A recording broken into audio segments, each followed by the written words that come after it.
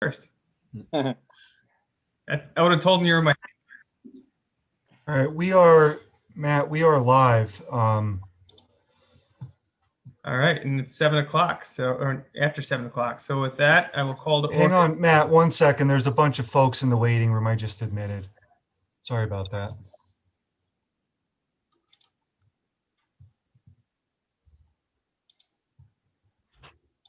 All right, I think they're in and you should be good to go. Let me start the recording. All right. All right, with that, I will, at 7:02, I will call to order the February 24th, 2021 Planning Board meeting. We've established a quorum. Adam, I don't know if you have the ability, you got the flag up there, so everyone could rise to the Pledge of Allegiance. And take yourself off mute. Pledge of allegiance Allegiance to the to the flag of the United States of United States of America America, and to the republic for which it stands, one nation, nation, under God, God, indivisible, visible, with liberty and justice for all.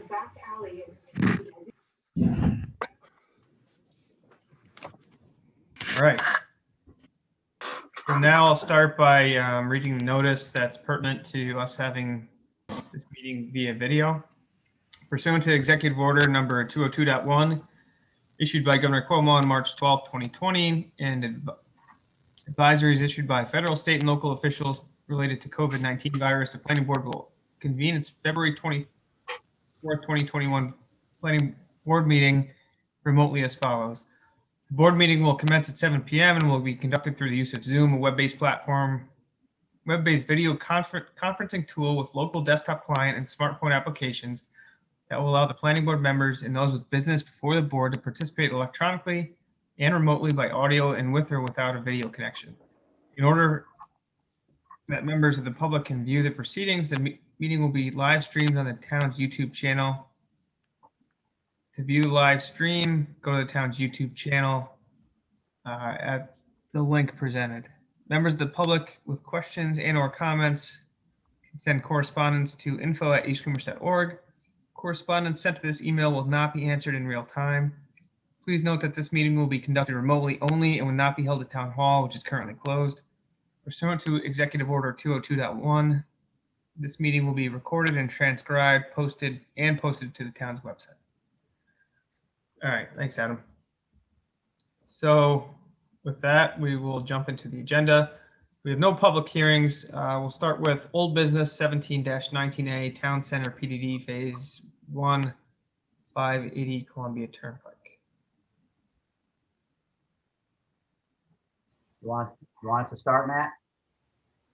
Yeah, so if you guys want to present, it's nice. Steve, it's nice to see you're not using your wife's name anymore. Yeah, I can't own my alias anymore. She left me.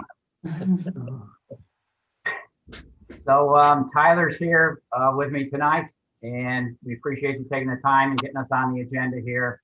I don't know if the board members, you probably have gotten comments from the town, from Adam from PZD, but also from Ray Jerkowski from Clark Patterson Lee. We are currently working on those comments, and we were hoping to get on this agenda tonight so that we could discuss some of the pertinent details that related more so to the planning board and maybe more visual and less technical in nature. And then certainly to get any feedback that this board might have. And in turn as well, we were hoping to be able to have get a public hearing scheduled. So certainly we can get additional comment from you guys, but also from the public as well if there was concerns out there. So we did want to go down through what we felt were a little bit of the more critical comments that we had there, and basically just to go over them and hash out any concerns or comments that the board might have. If I start with some of the comments that CPL had, and certainly anytime you guys feel that you have a comment that you want to address, whether it's one of their comments or just one of your own, the more feedback we get from you at this time, it'd be great.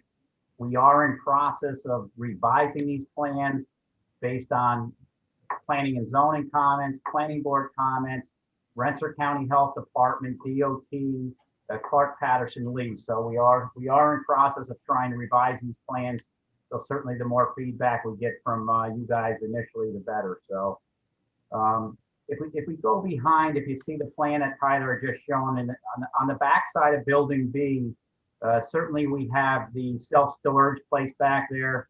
And I know one of CPL's comments was about the 6-foot-high vinyl fencing that we wanted there. Basically, they've got storage, they've got, let's say, trailers and some outside storage there now. So our intention, at least on that face of the project, was to put a 6-foot-high, whether it be white or a tan or an earth tone color fence back there. And the idea of that was just to give us as much visual screening as we could for the back of that site. Our landscape plan does show some vegetative screening there as well. And you see where Tyler's highlighting as, okay, so there's a landscape plan. So as well, we have, whether it be a type 1, 2, 3, or 4 landscape requirement. We did put landscape, we hired an outside landscape architect to put plans together for that. So aside from the white vinyl fencing in certain areas, we were proposing the same amount of landscaping that would be required in those areas. So as far as the fencing, does the board sense that a white color is fine, or would you look for more of an earth tone in those areas, or do you have any feedback on that? Well, so Steve, I would just generally go through the entire site plan, and then we can roll through each board member, just because it's difficult to do, over Zoom. Okay, thank you, Matt. So another important comment, I don't recall if it's something that came out from planning or zoning or CPL, and regardless, it's a great comment, but it's in front of the Building A where Tyler's highlighting right now. We've got some of those stormwater planters, which are basically 3 or 4-sided concrete walls that would have different plantings and filter media inside of those. They will have an exposed face right close to the sidewalk that's running along 9 and 20. So we don't know yet. We're going to landscape in front of them for whatever little buffer areas that we have now as best we can. But as well, we're not going to leave those as exposed plain concrete walls. We don't know if we'd be looking at a stampcrete pattern on them, whether it be a brick ledge or whatever, but certainly the streetscape along 9 and 20 is critical to us as much as it is to you guys. So we will be following up with that with some added detail on what we do in front of those buildings, but we do want you to know that whatever we do there it's critical to you guys, and it's critical to us as the project team. So we will dress those up accordingly.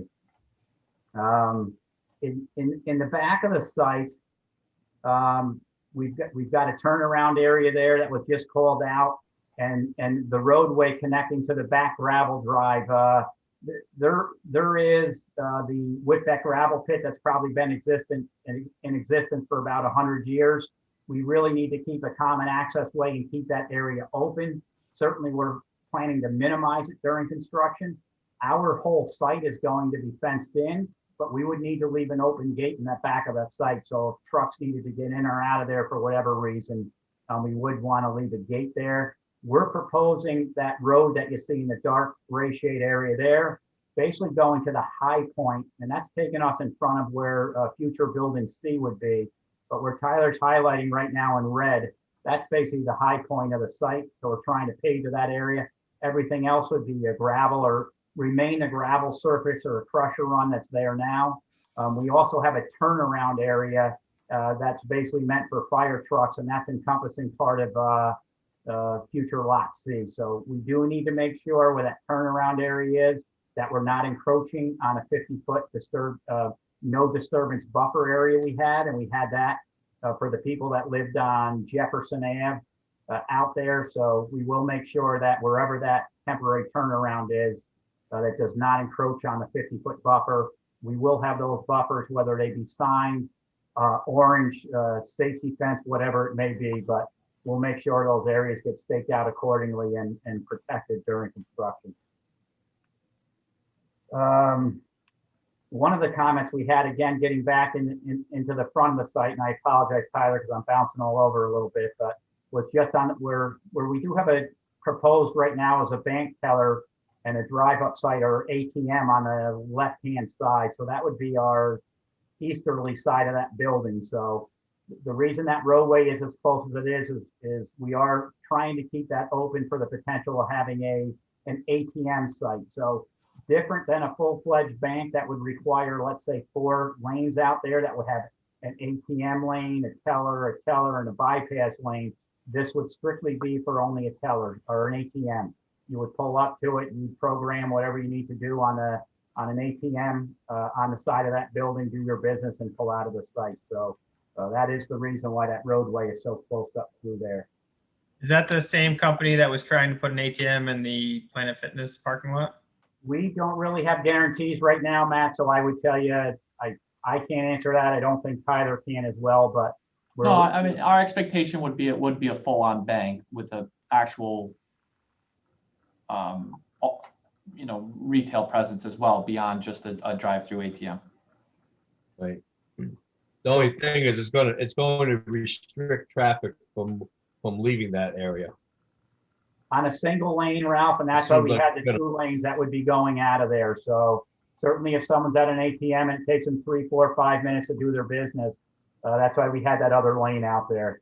And that was really never meant to be as busy as what the main access way would be. But we did want to make a secondary lane. That was only a one-way out, correct? That is correct. Yep. Right. Yep. I thought we specifically called that out for, to Ralph's point, it's going to restrict traffic, it looks like. And we called that out early on to make sure there was, other egress points from the parking lot, I thought. There is. This isn't the only way out. So you could drive out this way here as well, the main route as well. And there is a bypass lane as well. Yeah, I'm aware that I go out the main entrance and exit. Besides a possible teller pull-up, would that also be designed for a fast food restaurant? It's really not practical for fast food because you have so much more queuing in fast food. Like look at like a Starbucks, for instance, right? That Starbucks and East Greenwich queues up 15 cars deep. I know what you're trying to do and I appreciate it, but I think you're creating an area there that who goes next. I got my money, I'm out of here, and then you got a guy to the left of you, to the right of you that's trying to get out also. I know you're trying to maximize the building footprint. I'm not so sure that's it looks like an awful small it looks like you're bottlenecking it there myself. But let's continue. If you look at the front car that's imposed on the drawing, right? If they're planning to take a right after they go to the ATM, and if there's a queue in the right-hand lane, I mean it's gonna be a mess. That's right. Yeah. So I think honestly, initially that all of our plans have always had a drive-through there. I don't think this is the first time the board's seen it, but we can certainly check that. But I always think the same thing. And then I look at the key bank that I go to on 9 and 20, right in the center of town. They actually have 3 lanes that converge into one. And you would think the same thing. It's like, wow, 3 lanes and everybody's going to converge into a center. But I mean, you're there doing your business banking, and it's not like you're going from 0 to 20. You're pulling out there and you're paying attention to what you're doing. So, again, I mean, you've got 2 lanes here. I guess personally, I don't think that it would be problematic. And I think the same way you guys do. And then I go through the key bank and I see 3 lanes pulling into one. And I'm not sure if there's been a history of problems there or not. But I think it's just because people are pulling up. They're at 0 miles an hour doing their business. They put their cash away and then they pull out. And I think the problem is that the front car depicted on this drawing is so close to 9 and 20. Yeah, and I think we may have taken out, certainly we can pull it out, but I mean, that car there, because it would look to me that the ATM is pushed back. So and I hear 100% of what you're saying is maybe the window has to be further back right there where Tyler just drew. And that's really where it would be more. You'd have it a little bit further back. So that second car you're seeing, the first car you're seeing closest to 9 and 20 is already done their business and they're pulling out onto the highway. So where's the queue go behind the second car? I maybe I missed a meeting or two, but I honestly thought that we were talking about possible bank of building F. I don't honestly ever remember a drive-through on building A unless I missed a meeting. Yeah, I was gonna say the same thing. I didn't ever remember a drive-through on building A either, unless I missed it. I mean, you got to realize And that. the queuing with the key bank that Steve, you're describing is those 3 lanes that go down to 1, that's still basically back in the parking lot area. That's way off of the road frontage. Yeah, it is, I guess. I don't know, First, I just look at it, if there's a history of 3 lanes queuing into 1 and people are getting into fender benders, then you'd understand that there was a concern over it. But I get what you're saying. This is pulling out on the highway. But I mean, I think the idea was this access was more, we're not assuming this is the primary access out of that site. And especially because you're, coming out of there, we assumed you just go to the main access way, which is a little bit more controlled than what this would be. So. It's all, I mean, I think the problem is it's not, it's not one structure that's just the bank, right? Well, I don't know. I mean, you got A. I mean, guys, I think if you look at Kinderhook Bank. Well, it's just another thing too. You got to.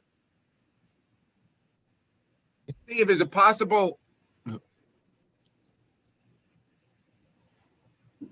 Kurt, you're on. Muted, Kurt. You're muted. Yeah, Kurt, you're muted. I am. Muted again. How's that? There you You're go. there, that's good. Okay, sorry. Steve, is it possible to take a look at, if you look at a Google map, Sky View, that you can see what other banks do and what their flow and dimensions are? Well, we could certainly do that. And we'd have to know it's more like an ATM, and again, not a full-fledged bank, but we can look into that. Yeah, but Tyler just said it was a full-fledged bank, right? Well, I I guess- guess. It's not a full drive-through in the sense of a traditional ATM or a traditional teller window as well. It would be just an ATM.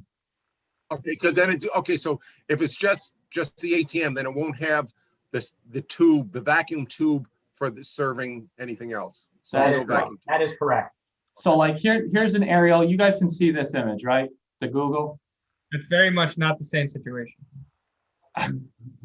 I was just saying there's 3 drive-through lanes and they have the ATM window all the way closest to the building. But yeah, I can't think of a great example right now that just has that, but whatever. I mean, Just for reference, Tyler, I was at Hoffman's car wash, coming out of the automatic car wash, and of course, someone's pulling out of the wash bays, and just right there, there's congestion at times. So, like I said, I don't want to speak negatively about this yet, but I don't ever remember seeing this before in front of us. all I can say is, I mean, from the beginning, we had a permitted use on here as a bank with drive-through, and it doesn't work on building F because we'll be on the wrong side of the building for the drive-through. You actually had that on your drawing as a bank drive-through, building A? Here's No, there's a permitted use through the PDD. as a permitted use. That's right, but I know distinctly, at one point, we were talking about the building towards Mount Vernon. But, I'm sorry, this is loading kind of slow, but Tyler, understanding that uses are uses, but now you're at the site plan. So you guys got to figure out how to do it where it works, right? So another thing too that's where you're right. is to Matt's question. It's to Matt's question right from the beginning. Yeah, it's an ATM drive-through now. 5 years from now, it could be a Starbucks, it could be a Burger King, it could be a Wendy's. Once I don't know. I think that's something we have to look at closely. Because one of the reasons why we like that it was a secondary egress out of the whole complex. Which I don't even think was proposed to start, was it? As far as the secondary access, egress. That's why we always showed it as an egress, was because the drive-through was on that end of the building. We always showed that as egress only, was for that reason. I agree with that. It was only egress only, but Tyler, I don't recall ever seeing it personally as documented as a drive up ATM, unless I missed a meeting. Steve, what is the width there that you're proposing? I think this says 22 feet right Probably here. 22 to 24 feet. We have 211. I think it's wider here. I think it was 20, what's that say, 28 feet in the widest section. I mean, just to give you perspective, the width of this road, a bidirectional road, is 24 feet. Yeah, so it's two legitimate lanes. I don't know if the fact we have it bumped in, which I guess I don't, perhaps we can straighten that out and show where there's more room out there or something, if that's part of the issue. And I think That's what I was finally, wondering, Chris- Steve. Was that width dictated by DOT? No, the radius coming out on the highway is existing out there, so we're trying to utilize the existing radius. So where you see it hitting the blacktop on DOT, that's matching up to an existing radius there. The existing curb cut there? Okay. So at max, you're at what, 28 feet? 28, yes. And probably 22 or 24 feet, Matt, on the narrow, where you see those two white arrows pointing left and right, we were probably 22 to 24 feet. No, I guess my point is, I think Tyler said that 2 driving lanes equals 24 feet typically, right? So Yeah, so just up here, the actual road width of the road. Let me just finish. So when you're egressing and you have cars queued up for an ATM, do you have enough space for people to queue up to go left and right to egress the actual shopping mall or whatever it's called? Yeah, so if you have like 3 cars in the queue and then cars pulling out, would you have room? Yeah. I'm saying that you would, yes. I mean, I'm not looking at this as being 10 cars. If cars are queued up more than 3 or 4, they're going to go left and go out the main entrance way. So I guess I'm not thinking of this as being a bottleneck in the main entrance or the main exit out of that site. You're going to learn if you're trying to go out there. Number one, if you're trying to go there at 5 o'clock at night, I'm not sure you're going to want to go there and try to pull out and go left, because it's not as good of an area as it would be, going out out of the main entrance, only because you're getting closer, like, let's say, to Hannaford and that way pulling in there. But So Tyler spoke to the allowed usage, right? So what prevents Tyler from getting an approved site plan and putting in a bank that has a window and an ATM? I'm sorry, Matt. What would prevent Tyler from putting in a bank teller window and an ATM? Well, we don't have the lanes for that. So if you have that, you're going to need 3 lanes. So you need about 33 to 36 feet of asphalt width, because you would need an ATM window, a teller lane, plus a bypass lane. So Yeah, but that's not my point. My point is, and maybe I'm overthinking this, but Tyler spoke to the fact that it's an allowed use, right? And when applicants come in and they say that, it just makes me worry that we're going to come in and end up with something that we didn't want. But why couldn't he just build a building that so I guess we're going to have if we were to approve this, we're going to have to condition the hell out of it. well, One showing 1 lane, so we can't get this approved and then build a lane plus a teller lane, right? But to that point, I don't know if you conditioned it, that must always be 1 lane with only an ATM and teller lanes are not permitted. I'm not sure Tyler would have an issue with that. Right, but we also can condition it so that the egress is away from the building. What about making it a right out only? And I thought originally that was our plan. I thought Jim Moore was adamant about a right only out, but I could be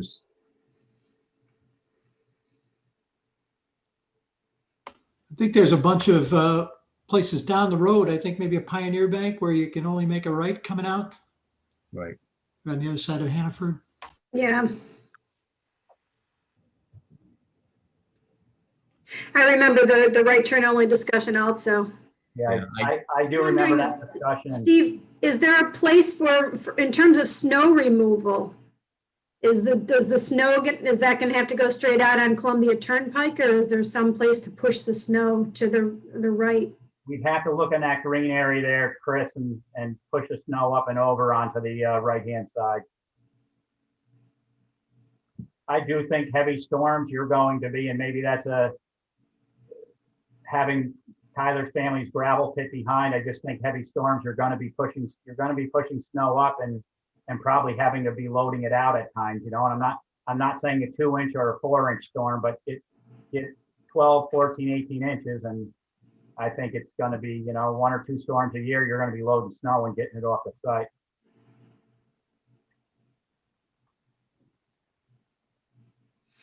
Hey, Steve, back to one of your other questions in terms of the privacy fencing.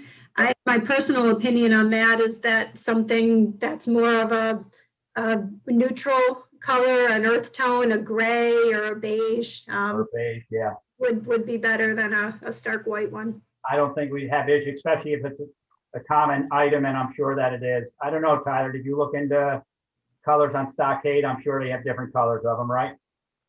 Certainly. I mean, we looked at kind of a beige or tan color, a white, you know, and I think the challenge with white is just it shows dirt, and if it gets dirty, it looks dirtier faster than a more neutral color, I guess. So an earth tone would be more desired, I think, on everybody's part. So I don't think there'd be an issue with that, correct? I didn't realize we were going back to the original questions, but my thought on that fence is like, I think it deserves a more ornamental or a nicer fence than that. I drive by the East Greenbush sewer treatment plant every day and think that type of fence is not the proper fence that belongs there. I think it's a residential looking fence. So I would just be cautious that we do something that that's worth the value of this town center. And the idea of that was in those areas there, it's just because we're butting up to existing businesses there, and with the self-storage and the parking of the trailers and that stuff. And the other one on the right side, the back side of the America's Best Value Inn Hotel there. So. Oh no, I truly believe we need some type of screening there. I definitely agree with that, but I think we really got to take some thought into what you put there.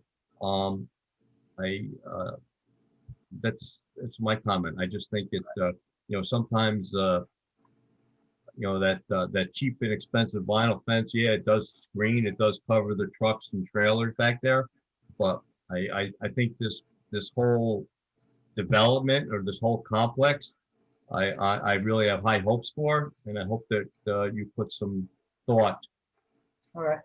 I mean, we've looked at other fence types. I think, you know, we've talked about like an aluminum picket fence or something like that, but I think the challenge with an aluminum picket fence is you just see through it. So it's not so much a security issue. It's more so just trying to shield the view shed, not of our use type, but of the neighboring use types, frankly. Yeah, I agree, Tyler. Like I said, I've seen you know, black vinyl chain link fence with black slats that look very appealing. You know, I guess I'm just I personally have an issue with that plastic vinyl fencing in a commercial complex that we're trying to develop here. It's also a tall apartment building, building B. So, I mean, the fence doesn't really matter. They're going to see stuff anyway. I mean, any neighbors. Agreed. I mean, once you're over 6 feet, you can only fence so much. So. And that, I mean, the fence, if you're looking, I mean, I guess it's the south fence. I mean, there's no neighbors there. And then otherwise to the west, that's going to be Starbucks in Hannaford. So no one's going to see that. Yeah, so Starbucks in Hannaford would be over here, I guess, to the east, right? And then to the west would be the motel here. So we definitely want to have something, you know, to shield that side. And then on this side, you know, to shield this as best as possible as well. What's back there? The storage building where they have all the RVs and boats stored. Yeah, so you said you were worried about neighbors. It sounds like the issues. Not residential neighbors. I'm trying to shield the view shed of, looking at RVs parked here in different spaces here. Yeah, I tend to agree with that. I haven't looked at the landscape plan with any detail, but hopefully we've got something there that's going to grow over the years and it's going to actually block whatever you do put up eventually. Yeah, your fencing. Yeah, so this gives you a better understanding of the landscape plan, and certainly you guys can look at this afterwards to digest it in greater detail. But I would, what are you suggesting back there, Tyler? In terms of vegetation? Yeah, along the fence area, those big round, what are they? Are they trees? Are they? They are trees. They're all labeled something differently. I can't speak to exactly what the species is, but I'm sure there's some evergreen, some mix of deciduous in there, and they are all noted on that plan. Yeah, like I said, I just opened it up this evening and really haven't had a chance to look at it, Steve. Yeah, so they're all labeled in here. You can go through the specific species anyways, but we're specifically attentive to shield that property line the best we can. Yeah. Steve, were there other issues you're going to address, or can I go back to some of your first comments? Well, just to point out that some of the amenities we talked about as part of the PDD, bike racks, indoor and outdoor leisure areas, and that we are working with Balzer Tuck as the architect who does a lot of work up in Saratoga. So we do have a lot of indoor recreation areas.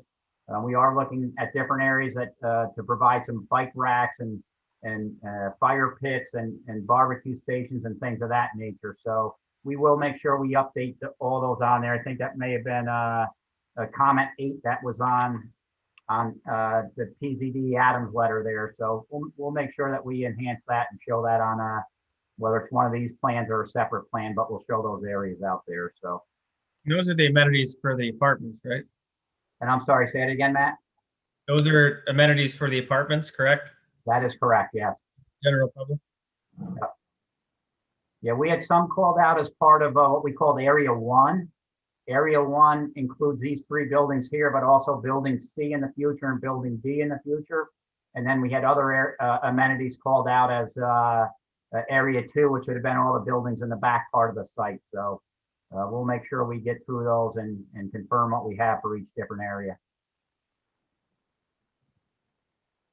Steve, in regards to the visuals of the stormwater, you know how my feelings are towards that detention pond or the stormwater pond to the right of the whole complex here.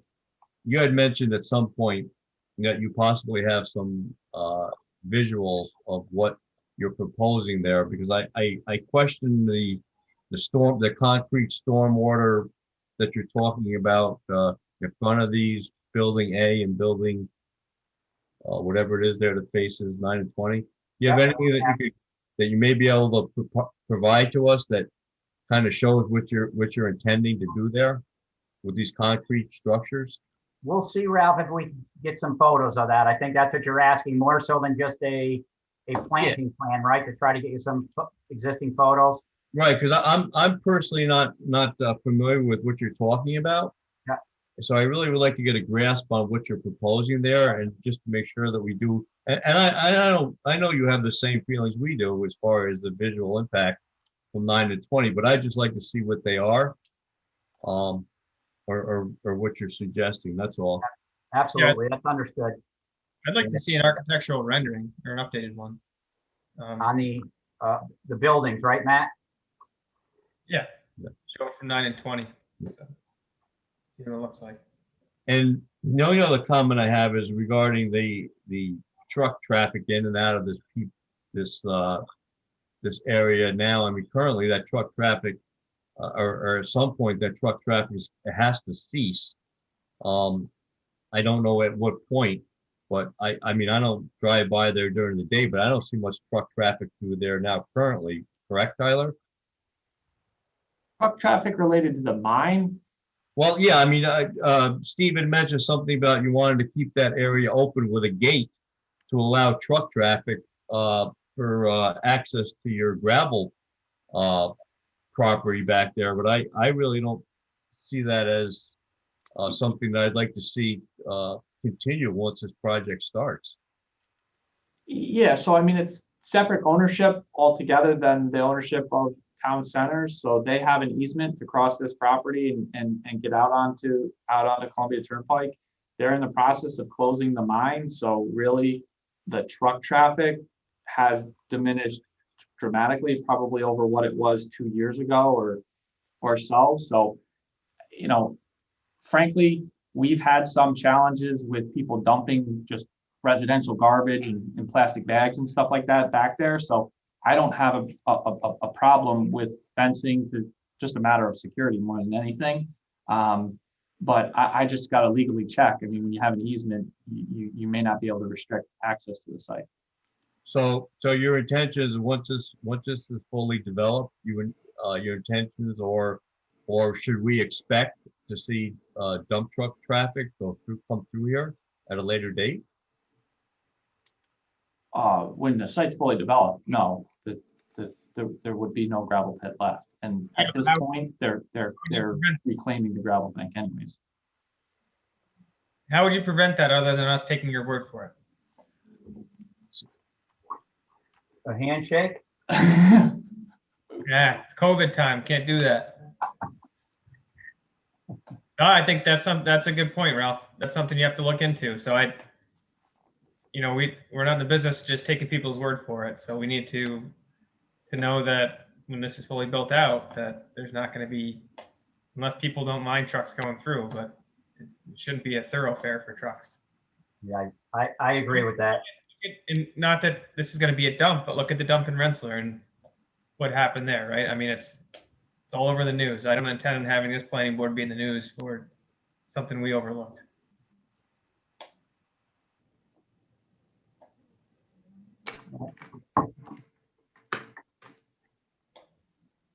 So my only comment, looking at this proposal right now, one of the things that I don't really feel comfortable with is this ATM lane up against an existing building A. That's one of the things I really think I've got to take a good look at or see. It's got a little I think I have an issue with that. And like I said before, I mentioned 2 or 3 times, I don't ever recall that brought to us before, as far as being a lane that's going to be accessible. You're there? Mute me. You can't hear me.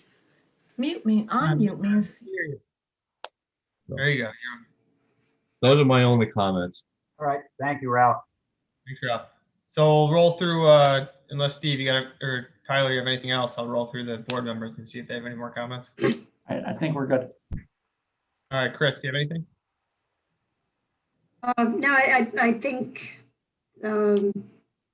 we've talked about everything that's of concern. I'm struggling with the ATM concept also. I think it would be a lot more palatable if that were a right turn only egress. That would help some of the potential confusion and bottleneck and people cutting across lanes and that sort of thing. All right. You good otherwise? Yep. All right, thank you. Don Panton, you got anything? Yeah, see you, Don. Okay, can you hear me? Yeah. Okay, this is Don Panton. I just had a question. Are they gonna ever have a traffic signal there? I don't think that the studies, and we've done a number of studies, I don't think the studies warranted a light. That's correct, right, Tyler, that Creighton Manning was working on? Yeah, Creighton Manning did all the traffic work on the site, and none of the studies warranted a traffic signal here. Okay, that's what I was wondering on that. All right. I think we talked about that. I mean, that was quite some time ago during the PDD review. All right, Don, are you good? I'm good. John Conway? Yeah, this is my first time officially seeing this, so bear with me here if I ask some obvious questions. But getting back to the ATM issue and all that, I was wondering if you could kind of give me some perspective as to how far the building is actually going to sit back from the road, from the roadway. So you're probably about, and Tyler, correct me if I'm wrong, but we're probably about 30 feet from roadway. We're about 15 feet from our property line. If you see where Tyler just did those red lines, Okay, then you've got about another 15 feet, John, between the edge of 9 and 20 and our property line. So 15 plus 15, I'm guessing we're about 30 feet off of the edge of the shoulder on 9 and 20. and you mentioned, well, you mentioned planters and all that, but if you could just give me, just orientate me here as to how the sidewalk works. Is that right in front of the building, or is there a green area between the building and the sidewalk and the road?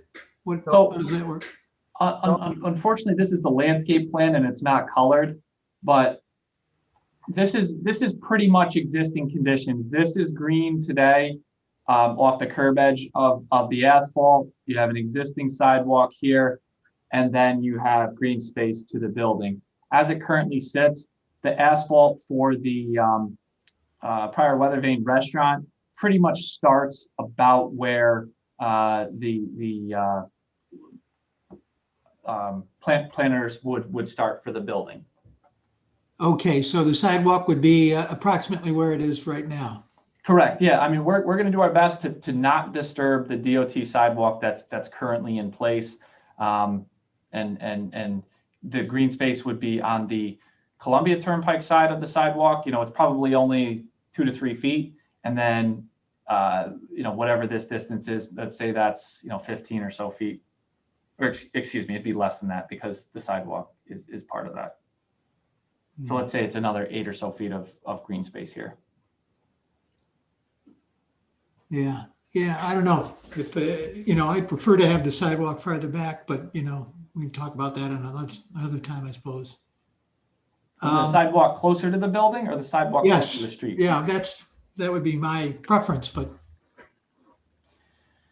Yeah, so unfortunately, I mean, it's in the DOT right of way, so it's a DOT sidewalk and they've constructed it this way. All right. And lastly, signage. I was looking at some of the, narrative on signage, and it seemed to pretty much just sort of say the signs are going to follow the existing zoning code. Am I wrong with that? Yeah. So as part of the PDD, we've got this sign permitted here. That's the monument sign? As a standalone pylon or monument sign, and then each tenant within the commercial space would have a Columbia Turnpike street side sign, and then a parking lot side sign, near their entrance. Almost, George Shannon's project, I think it's Pinecrest, is kind of a similar setup with signs on both sides of the building. Yeah, they don't have their signs up yet, though, if I remember right. Quite yet. I think some of them are. I don't know if all of them are, because Yeah. he built a similar standalone pylon as well. Right. I guess my question is, you've got this development here. It's all sort of one development. Is there any sort of thought given to, unifying a concept of design, a design concept for all the signs? Or are you just going to let tenants do what they want? I mean, yeah, I mean, tenants are pretty specific, especially if they're national tenants. You're really not going to dictate that their sign has to look a certain way. There might be a certain format to them, and like if there's a certain color scheme or whatever, you're really not going to be able to dictate, how their signage looks.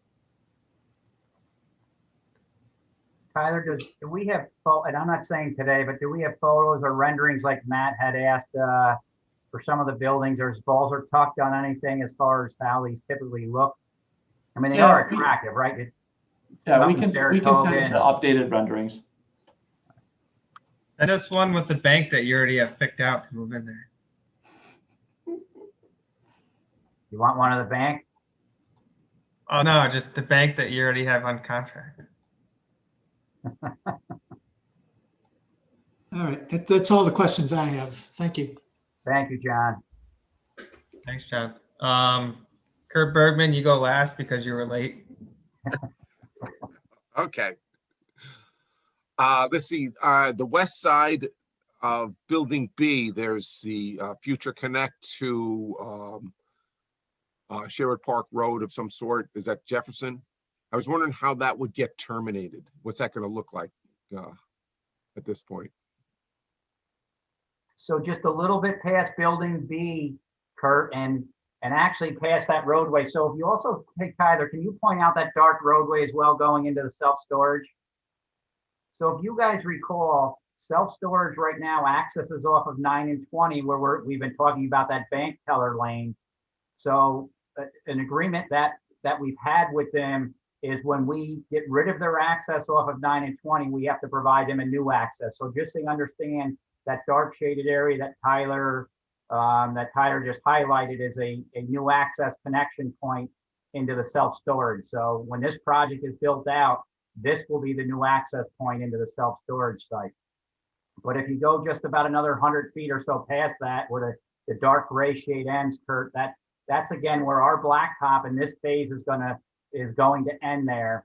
The only thing that would, as far as the blacktop goes, and then we have crusher run past there where we have emergency turnaround for vehicles, whether it be plow trucks or fire trucks, what have you. So yeah, my question was actually directed towards if a little bit lower in the screen. Oh, nope, the other way.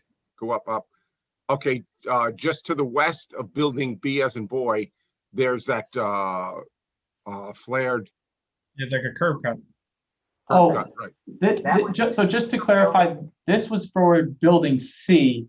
Just because the curbing will be in place and all the sidewalk infrastructure would be in place, this isn't a connection point with Woodland Park. So Woodland Park is right there. Is kind of cut off the picture, but let's just say that the Jefferson Avenue dead end is that much further back, maybe even a little further. Okay, so that it's basically just a curb cut, is what that is. That is correct. Yeah. Correct. Okay.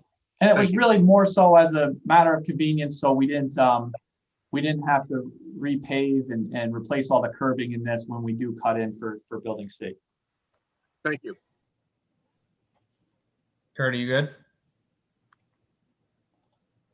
All right, our intent here tonight was to schedule a public hearing for this. And the process, this is a major site plan, so it's actually, the town board is going to approve it, but planning board is going to make a recommendation.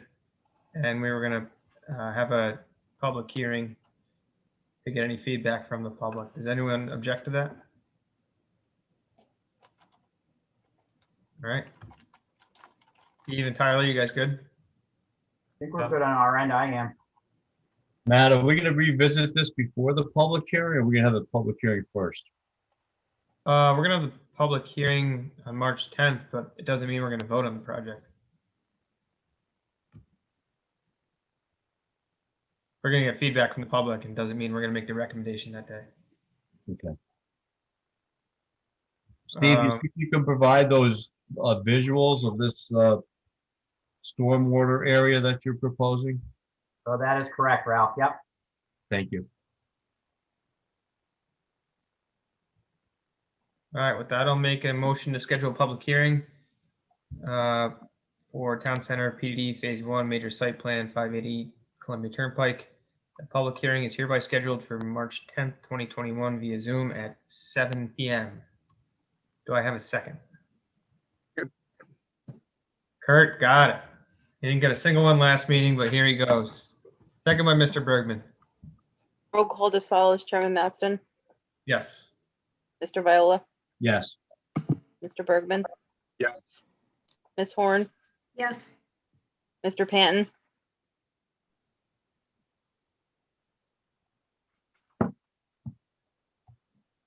Tyler, can you take that off the screen so if we can see?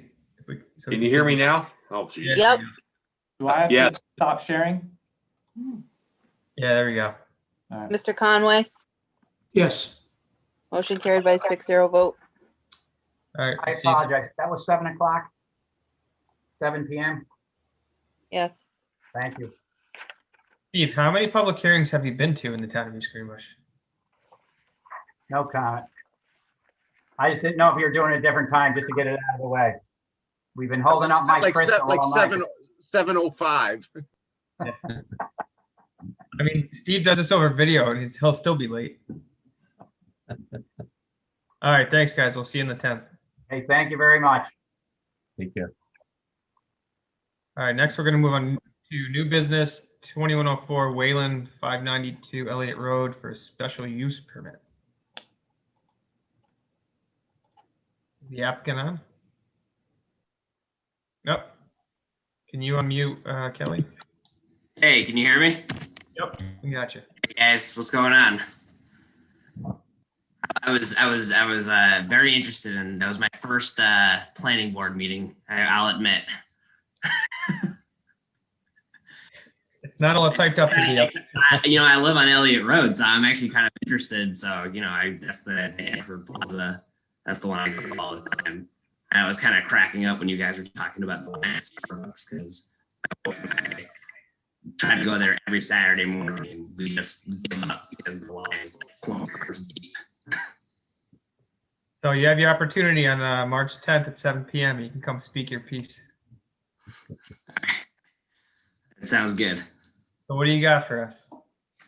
So I had submitted my wife and I had submitted an application for, we're looking to finish our basement for an in-law apartment for use for my grandfather, and then later to be used by my parents.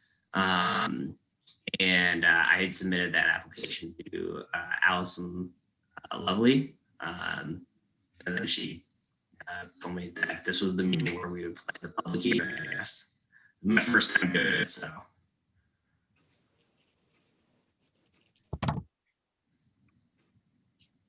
I think you're sorry. Yeah, no, you're breaking up a little bit. Adam, do you have any more information? Can you hear me? Yeah, I can hear you. You're just a little, unless I'm the only one, you're just broken up a little bit. No, he's breaking up. But I'm hearing it too. You want a special use permit to build basically an in-law apartment? Is that what you're looking for? Yeah, in our basement. Our basement's currently unfinished, or finish it, and kitchen for exactly. Yeah, you're breaking up quite a bit, but the intent tonight. Let me see if I can get you guys on my phone. Yeah, well, all we're doing is, unless anyone disagrees, we're just scheduling a public hearing, unless people want to. So, you know, John, as you know, and everyone else knows, zoning board used to do special use permits. Now the planning board's taken it over. So as part of that process, we'll have someone take over the permit application, someone from the planning board make a recommendation, but we'll also have to have a public hearing as well. So does anyone feel the need to? I'll roll through, I guess. So Ralph, do you need to see anything more other than to schedule it? No, I'm fine. Thank you, Matt. All right, Chris? Don? I'm okay. John? I just wanted to clarify that the regulations as contained in the zoning law still would apply to this. And I think there was some discussion in one of the pieces I read about whether or not the apartment would be less than 1,000 square feet, which is one of the requirements. The way I see it, it seems to be less than 1,000 square feet, but I think the applicant should be mindful of that. Kelly, do you anticipate it's going to be less than 1,000? Yes. Okay. Yeah, that would still apply. I mean, we could certainly condition it however we saw fit, I would think. Kurt? I'm okay. All right. Kelly, we're going to let you off easy. Okay. Thankfully, you're not proposing 300 apartments and other space. Awesome. Thanks, guys. All right, so that I'm going to make a motion to schedule a public hearing for Wayland Special Use Permit 592 Elliott Road. Public hearing is hereby scheduled for March 10th, 2021 via Zoom at 7 p.m. Do I have a second? I'll second. Oh, Conway got it, I think. At least in my computer. I think that's my first. Well done. Awesome. Roll call as Thank- follows. thank- Chairman thank- Maston, Yes. Mr. Viola, Yes. Mr. Bergman, Yes. Ms. Horn, Yes. Mr. Panton, Yes. Mr. Conway. Yes. Motion carried by a 6-0 vote. Great. Kelly, thanks for joining us. We'll see you on the 10th. Awesome. Thank you guys. Sorry about my internet connection. No problem. Have a good night. Good night, guys.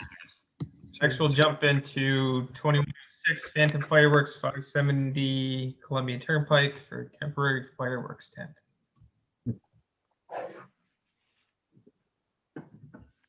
Vin, welcome back. Hi, how are you? 5 years now. 5 years? 5 years. Seems like yesterday. Been married to you longer than my wife. Well, guys, basically it's the same as we've done every year. I just this year it's a little different because of the weekend involved. We'd like to drop the storage container on the 17th. I have the shipment coming on the 18th, so we can have an inspection. Actually, the shipment and the tent going up on the 18th, and then open on the 20th. And then everything out by the 10th and signs and everything else out by July 5th. Is this the bowling alley? Yep. So we'll roll through and get any comments. Assuming there's nothing earth shattering, we're not gonna take action tonight. It'll probably take another meeting just to make sure we have all our ducks in a row. Right, Adam and Joe? That's what we decided on. Right, I think Adam had mentioned a county referral was necessary, but I'll let Adam speak to that. It was a 239 referral from the county. Right, yeah, it's within 500 feet of a New York State highway, so that'll start the 30-day clock.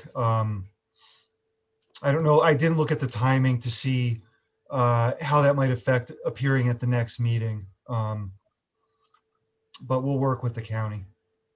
Yeah, I mean, it's February, so it's not gonna impact July 4th. I would hope. So, Ralph, any comments or questions? No, the only comment I have is maybe we can get Kevin Hitchcock to give his recommendation before the next meeting, see if he had any issues last year. Adam, can you follow up on that? Yeah, absolutely. Yeah, I That's think a good point. it's something we probably should do for all these sites. You know, between the East Greenbush Police Department and Kevin Hitchcock, we should make sure that there weren't any issues that we're not aware of. Yeah, I think we did that. We went through that exercise last year, so that is a very good point, because we have had vendors in the past that were not abiding by the resolutions or the zoning law. Are you good, Ralph? Yeah, I'm fine, thank you. Chris? Just a quick question, the dates that you mentioned, is that a longer period of time than in prior years? I for some reason, I had it in my head that you were typically in and out within a 2-week time span. You're talking 4 months or 3.5? It's still within the time frame. The only difference is because it's a weekend, I can't get containers in there on the weekend, and I can't get deliveries on the weekend. Usually keep it a lot closer where it's the 19th and 20th. But because of the weekend being in there in that 19th and 20th, we're asking to go back just a couple of days so we can get it actually done. Because we still need the time to actually, the dates for the tents open on the 20th. Okay, it's law by the state. To be open on the 20th, we're gonna have those extra days or so that we can get everything in there. Including have your inspection done on the 19th. You're not gonna come out Sunday. So how many extra days are getting tapped onto the schedule this year? One day. Just one day? Yep. So Okay. you're gonna, The 18th, we put it up to 17th. You're kind of hard to hear, but I think you're gonna Yeah. you're gonna get a delivery on the 18th. You're gonna get an inspection on the 19th, and then it opens on the 20th. Correct. Okay.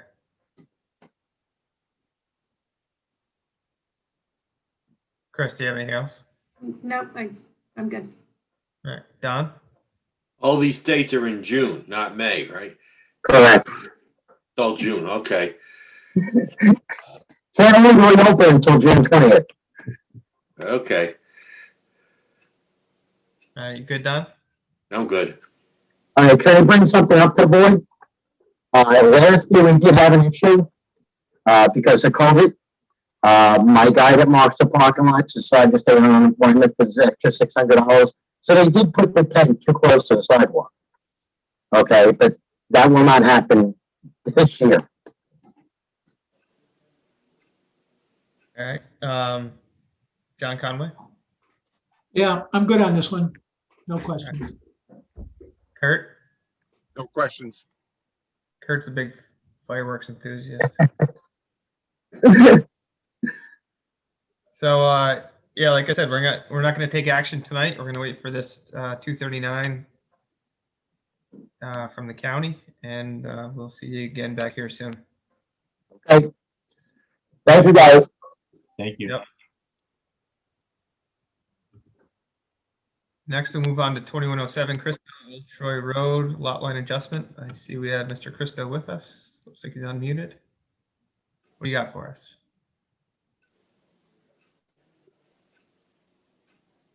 Can you hear me? Yeah. Okay. I assume you have the drawing that we submitted for the lot line adjustment. Mike, I'll share the screen. Okay. Actually, if you give me 1 minute, let me download it first so that it'll be easier.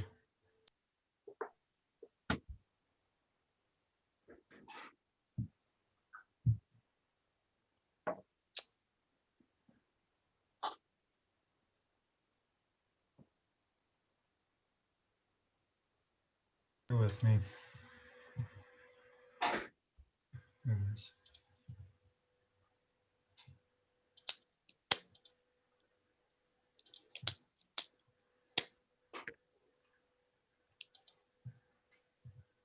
All right.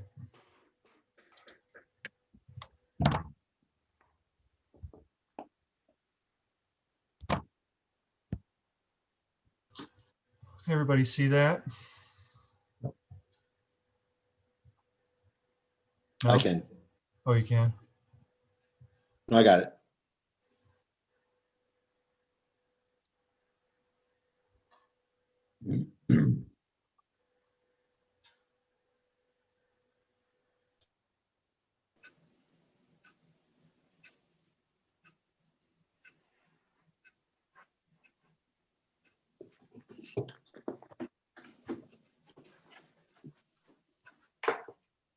Hey, Pat.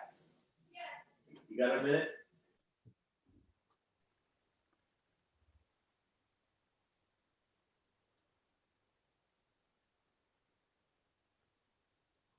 Mike, I know you provided several other things. This is the document you wanted to show, correct? Correct. This is the most recent and updated lot line adjustment for the lot.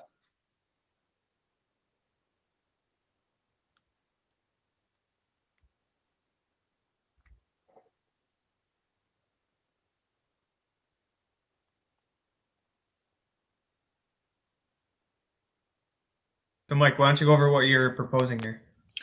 All right, just to give everybody an overview so they can get caught up to where we are. Lot 1 was property that my father had sold to Kelly back in around 2002. And when they did the sale, Joe requested to do a lot line adjustment. His application read to go from 4 lots to 4 lots. At the time, if you look at this map, there's 5 lots, not 4. My lot, where my house is at 12 on the corner there. And then there's a lot at, I believe they call it 11 here, the parcel in question, which is 24 Old Troy Road. Then Kelly's would be the 3rd. And then there's 2 more lots along Old Troy Road. When they went from 4 lots to 4 lots, they essentially landlocked 24 Old Troy Road, which is what we're talking about tonight. They took the easement out of 24 Old Troy Road and put it into lot, is that a 4, Adam? Lot 4 on the corner? Along Old Troy Road. Yeah, there. Yeah, so essentially what they did back then, and this was not, there was nothing nefarious on the part of Kelly, and there was no error in the planning board. It just got missed in that there were 5 taxed parcels, not 4. So they put the easement in with lot 4 and landlocked this other taxed parcel and left it by itself. We're looking to build a house for my parents on lot 11, I believe they're calling it, or 24, and there's no longer road frontage. So we just want to return the lot line to what it was prior to the 2002 adjustment. We're not creating a new lot. We're just putting the easement for the property into the lot. The easement currently serves the gray area, goes directly back to the Kelly lot, which was his original easement, which is written into his deed. Somehow when he built his house, the construction deviated. And as you can see, the driveway comes off of the easement and extends onto 24 Old Troy Road by 35 feet. So what we're doing in this, and we're not charging Joe for it, we're just proposing to extend the easement out so that he doesn't have to move his driveway.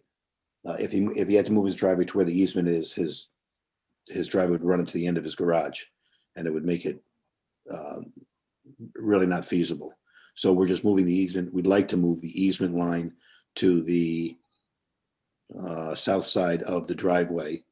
My father will still own the property, but Joe will have a permanent easement over that. That's really the only deed that needs to be altered. Joe already has an easement written into his deed, as do I. And then 24 Old Troy Road will own the easement like it used to. And then for ease of maintaining continuity with the lot lines, we left the utility easement that goes up the hill towards Paper Street, which is Harrington Avenue. We just left that in with lot 4, but that's a utility easement where the water and the store lines come down.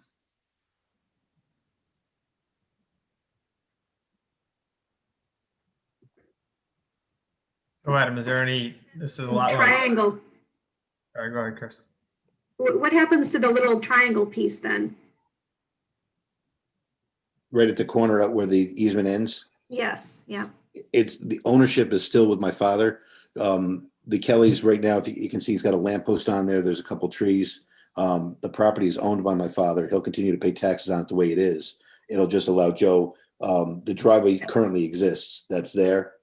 And we would just leave the driveway there. So it really doesn't alter anything.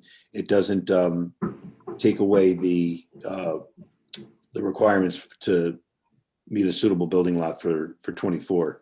So his setback is, as you can see, 50.4. I believe the setback requirement is 25 feet. And we kept the house hugging my property line, so we don't disturb Joe, what Joe already has there. Joe would be Kelly. So he would continue just maintaining that little corner as he does today. Likely, yes. Yeah. Right. So what you're saying is that that one line that's measured at 97 point something, the gray area will then just be shifted from there all the way over to the 97.47. Is that correct? Okay. And that's as it exists today. It's been like that for 18 years now.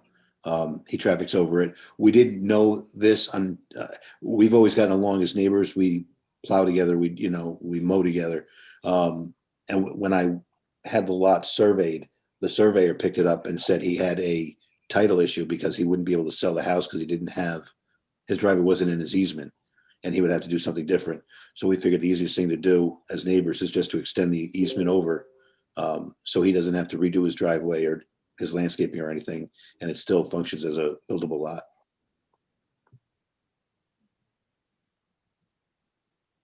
All right, so we're not taking action tonight, but roll through and see if there's any other comments or questions. Ralph?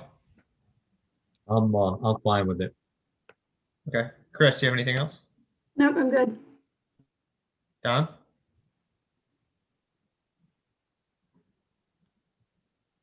Don, are you with us? Muted. Do you hear me? Yep. All right, I'm okay. Okay, John? Yeah, I just want to understand, make sure I understand what's going on here. You're actually kind of expanding the easement, is that it? You're just widening it out there at the end? Correct, only in that small corner. Right. Right. And that already exists. That's the paved driveway. Correct, And that's what your neighbor, Mr. Kelly, uses. yes. Okay, good. Okay, John? I'm good. Kurt? No questions. Okay. Mike, do you have anything else for us? No, we just, I don't think I pointed out that it was originally, there's 100 linear feet along with the road frontage, so that'll give it adequate road frontage for the lot. Okay. Yeah, I mean, lot line adjustments are generally pretty simple and straightforward, so. Yeah, this is just mostly so that the maps that are on file with the county will now match the tax maps, because right now they don't. It shows 4 lots with the one that's on file, and there's actually 5 taxable parcels there. Michael, this is gonna give you a heck of an advantage. You don't have to travel far for Sunday dinner. Ralph, if you only knew, I'm the one that I got to do the cooking these days, but she still makes meatballs. Yeah. Mike, just to clarify the relationship, you're talking about the number of parcels, not the area and the lot lines of the parcels, because what you're proposing is you would add this strip to this, you're adjoining your father's parcel, right? So the county tax maps are going to need to be revised. Correct. After this. Okay. Yeah, and this is my surveyor did this, so we would just update it. I believe the 24 lot goes from 1.2 acres to 1.62, I believe, in that neighborhood, or it goes from 1.4 to 1.62 with the addition of the easement now in it.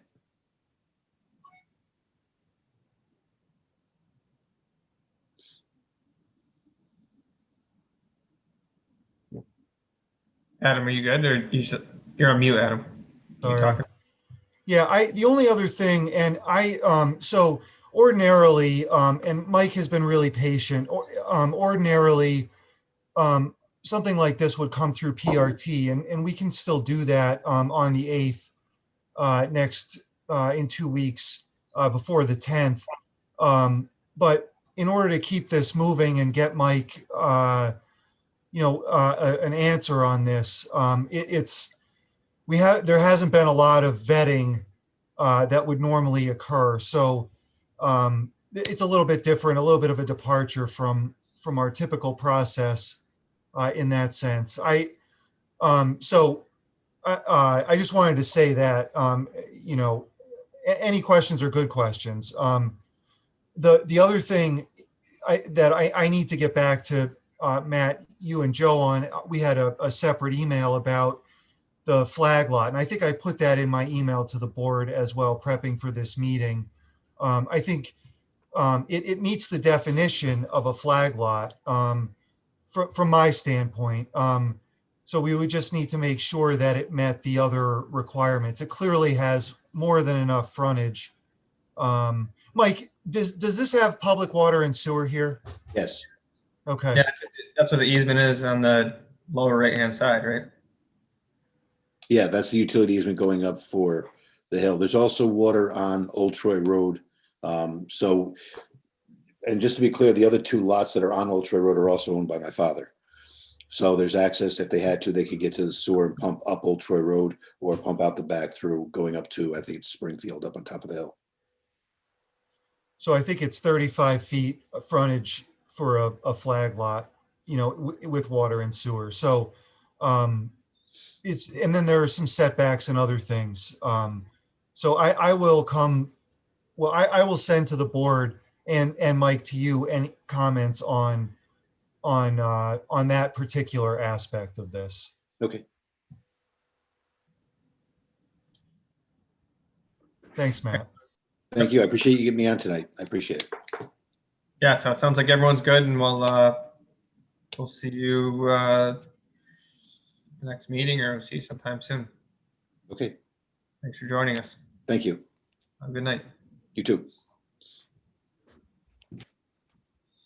Next, we have new ZBA referrals. We have ZBA Appeal 2021-02 Rensselaer County Plaza, 279 Troy Road, Grapes and Grains, for an area variance for a sign.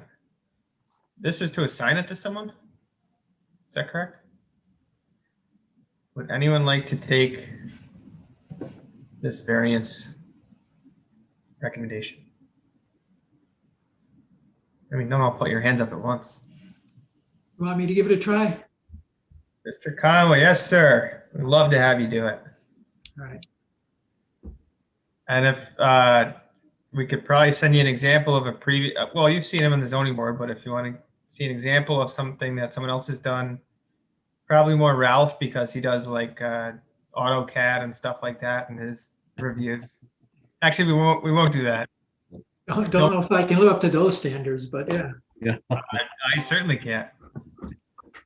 John, I'll email you that packet tomorrow, if that's okay. Okay. Thank you. Thank you. Thanks for taking that. And next we have review and approval of meeting minutes, February 10th, 2021 meeting minutes. Allison, who cannot vote? Well, I don't even know if you guys are ready because they didn't go out till today. So if you're not, I'm that's fine. But everybody can vote. Is anyone not comfortable with voting? Allison, I think it was some of your finest work. Very well done. Thanks, Matt. Any comments or questions?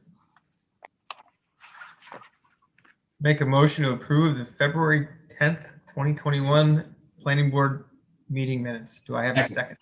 Second. Oh, Ralph, I couldn't even finish my sentence. Roll call as follows: Chairman Maston, Yes. Mr. Viola, Yes. Mr. Bergman, Yes. Ms. Horn, Yes. Mr. Panton, Put a thumbs up or a thumbs down. You're on mute. You're still on mute, Don. There you go. Hey, Nope, there you go. you hear me? did he say, Yeah. did he? Did you- Don, yes. You hear me? Yeah, now Yes. All right. Mr. Conway, Yes. motion carried by 6-0 vote. All right. Anyone got anything else? So we'll see if I get this right. With that, so everyone put your hand up and say yes or no, but I'll make a motion to close the meeting. Everyone, all in favor? Aye. Aye. All right. All right. Meeting is closed. Joe, that was right? Yes. Well done. Some of your best work. I'm on a roll here.